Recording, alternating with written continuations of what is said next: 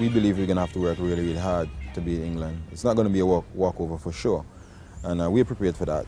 We're not going to take them for granted, we're not going to underestimate them, and we're going to have to really dig deep into our reserves to make sure we beat them. We're going to surprise one or two people. The lads are very positive. They're thinking about winning, which is the right way of thinking when you go into a game. We're going to hopefully surprise, not hopefully, we will surprise a few people.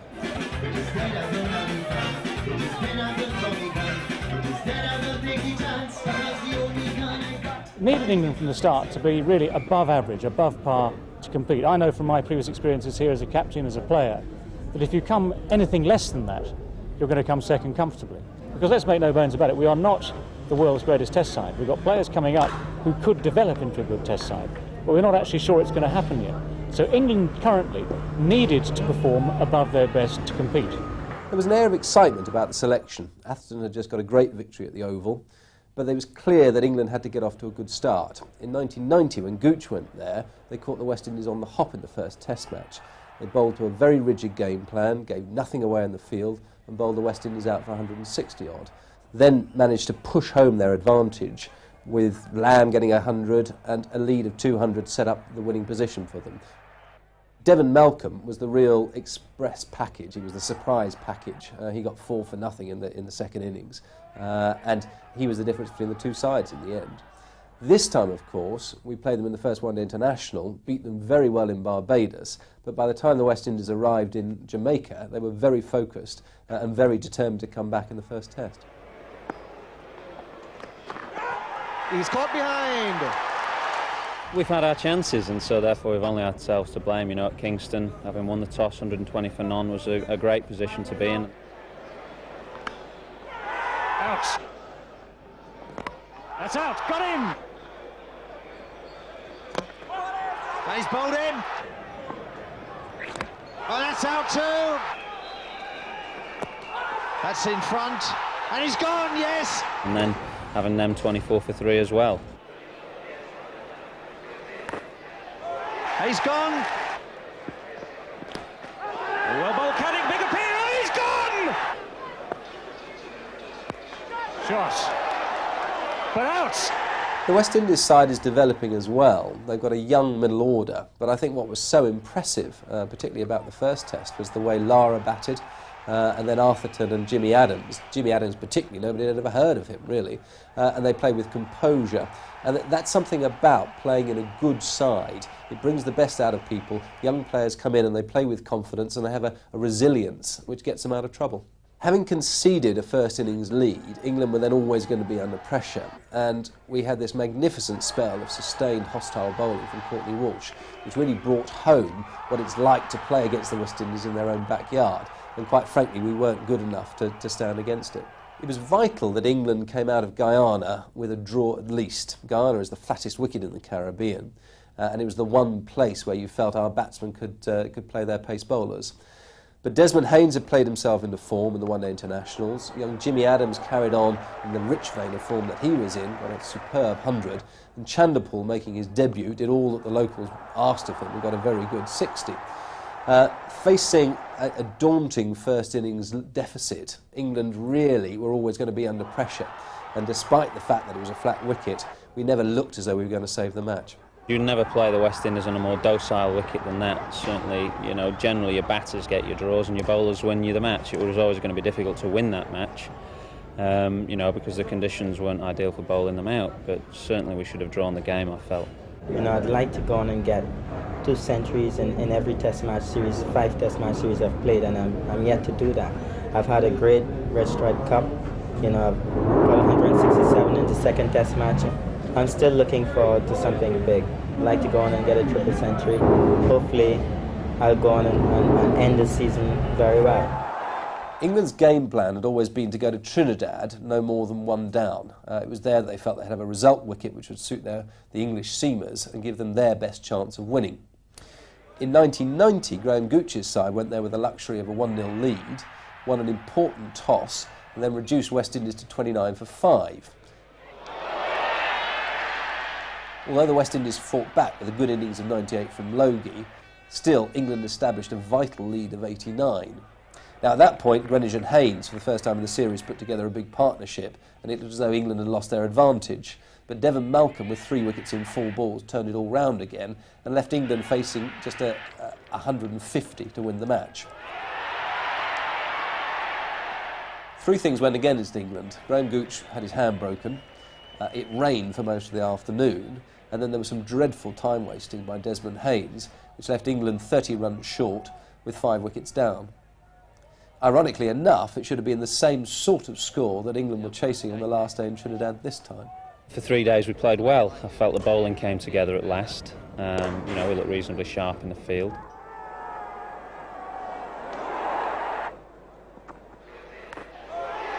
He's gone. Big appeal, he's gone!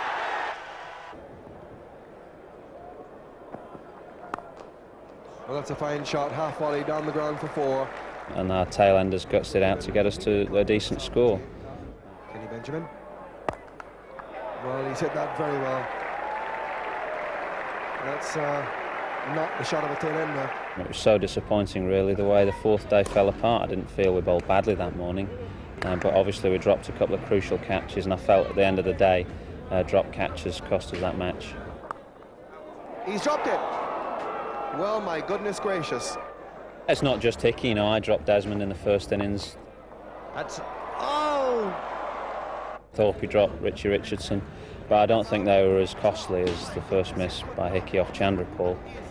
You know, it probably meant that we would have, had he caught it, would have chased 100, maybe 110 instead of 195. And over a longer period of time, I would have backed us to get that. I felt very positive putting my pads on. I knew for 15 overs the West Indies were going to come steaming in, particularly Ambrose, who was just starting to warm up in the series. So I felt that, you know, the match was going to be won or lost on that final evening, and if we'd got through it with the loss of maybe just 1 wicket, I would have fancied us. As an opening batter, you know, sometimes you need a bit of luck to get over the first few deliveries, particularly when a bowler is steaming in from the very first ball, and that ball he steamed in and put it on a length, it nipped back, kept low. And, you know, it would have probably got me out 9 times out of 10, I'm afraid. And the suicidal run out in the first over as well didn't help. First runs for England. Oh, trouble here, trouble. This is absolute disaster for England. We didn't help ourselves. There were a couple of poor shots. A couple of people bowled, really. You don't expect top-class batsmen to be bowled very often. Curtly Ambrose knows it's out. That's it, wicket number 5. But having said that, you know, there was some outstanding fast bowling in that hour. Cricket throws up these freak instances. That was certainly one of them, but again, you know, we didn't prove strong enough in terms of temperament or technique to get through it. And the West Indies, you know, sensing a chance, a sniff of victory, turned the screw and performed creditably. He's set the example. The captaincy has been very good for him in that sense.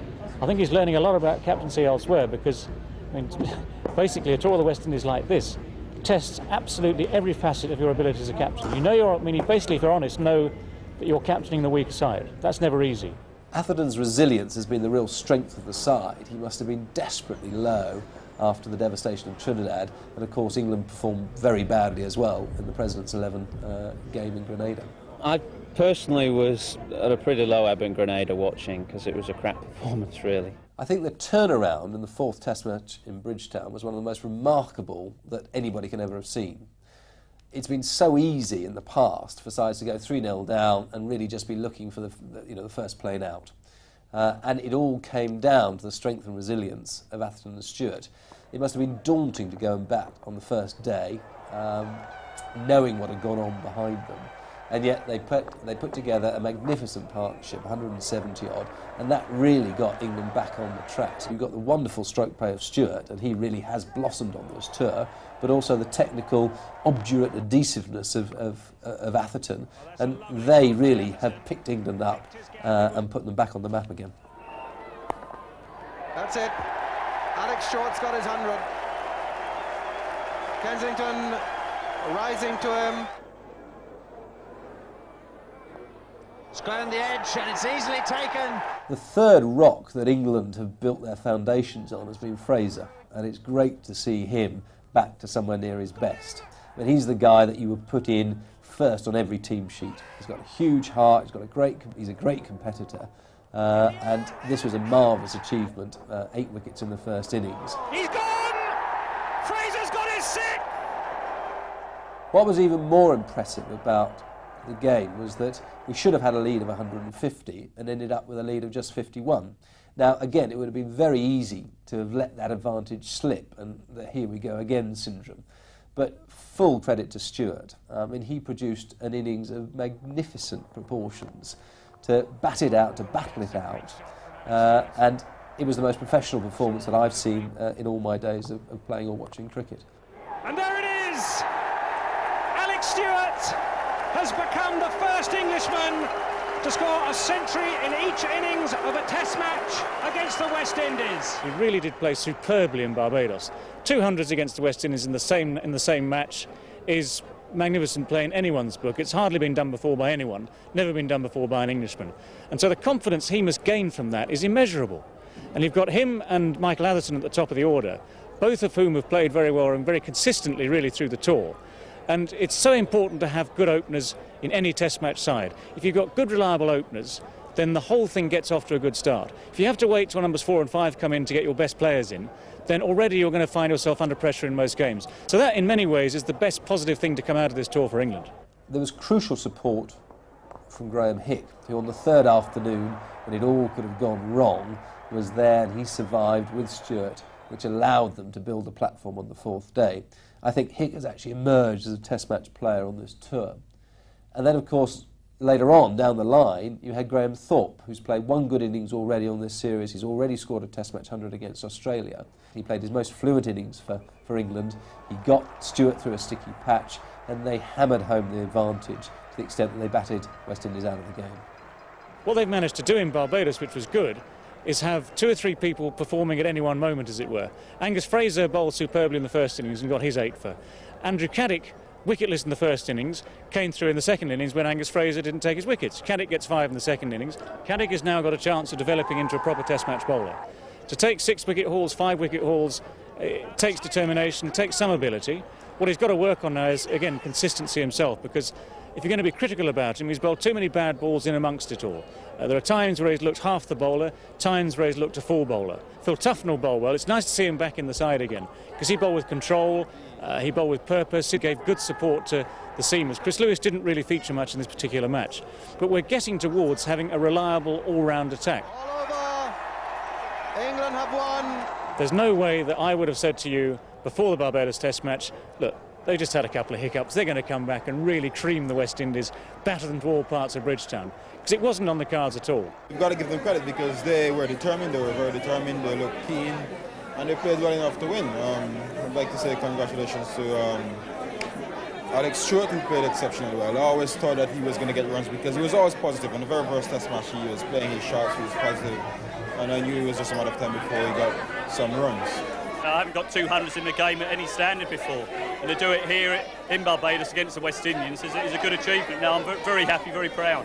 It's the West Indies' traditional stronghold, but you know all these records come to an end. It's unfair to expect the West Indies to carry that pressure and that burden forevermore. I'm just glad that we were the side who brought it to an end.